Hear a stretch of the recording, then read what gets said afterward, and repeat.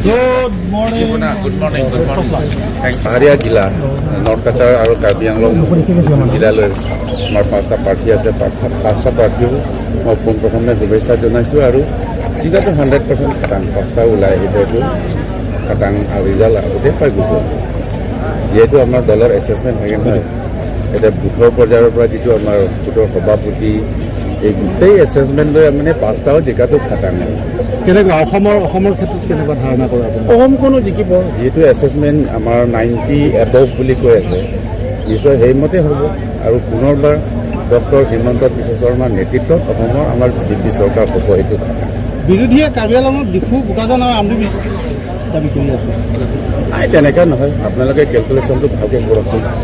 আমাৰ দলীয় যিটো আমাৰ কৰ্মী, আমাৰ যিটো সদস্য বুলি কয়, 70-80,000 আমাৰ ভাৰতীয় জনতা পাৰ্টীৰ দলৰ সদস্য আছে। এই দলৰ সদস্যবিলাক কেতিয়াও দলৰ গাদ্দাৰী নকৰে। তো সেইটো হিচাপ যদি কৰে, তেওঁলোকে যদি ভোট দিয়ে, সেইটো জিকাটো আমি খাটাং পাই আছোঁ। আজি বিৰোধী যিয়েই নকওকচোন, পাক্কা ওলাই আহিম আমি বিজেপি। Thank U. অল